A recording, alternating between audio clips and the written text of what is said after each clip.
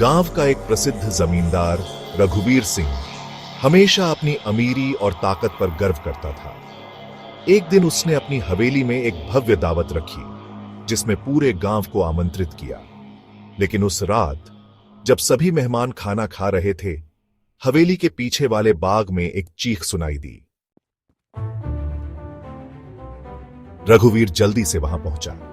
देखा कि उसका पुराना नौकर गंगाराम जमीन पर बेहोश पड़ा था। उसके हाथ में एक कागज का टुकड़ा था। रघुवीर ने कागज उठाया। उसमें सिर्फ 3 शब्द लिखे थे, सावधान रहो, सच निकलेगा।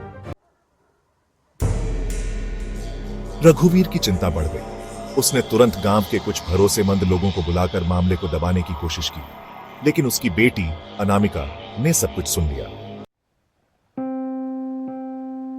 अगली सुबह गंगाराम गायब था। गांव में अफवाह फैल गई कि हवेली में कुछ बड़ा रहस्य छिपा है।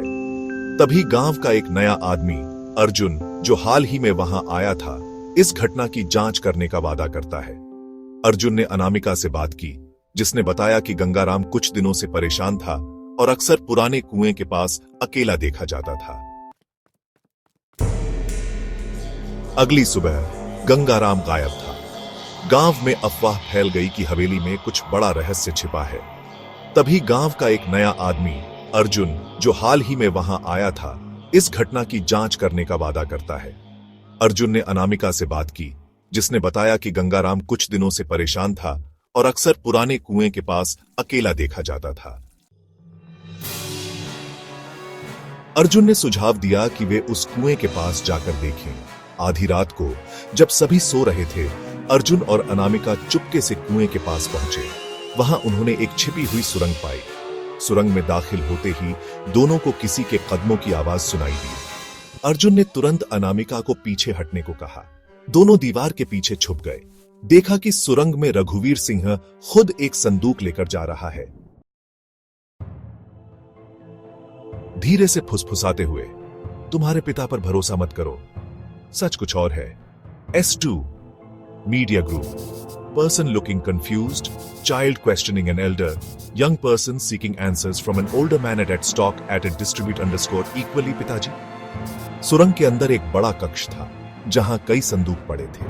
रघुवीर ने संदूक खोला और उसमें से कई पुराने सोने के गहने और दस्तावेज निकाले।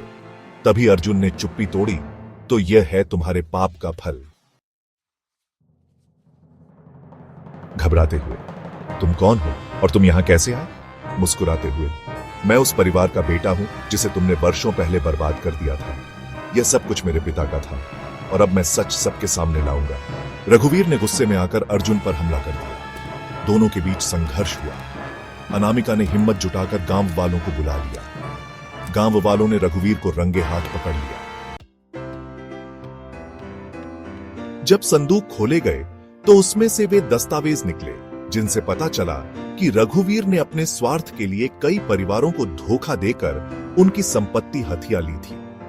गांव वालों ने रघुवीर को पुलिस के हवाले कर दिया। अर्जुन ने अपने पिता का बदला पूरा किया और अनामिका के साथ मिलकर गांव के लोगों को उनकी जमीन और संपत्ति वापस दिलाई। तुमने जो किया वह सिर्फ बदले की कहानी नहीं थी, यह इंसाफ का रास्ता था।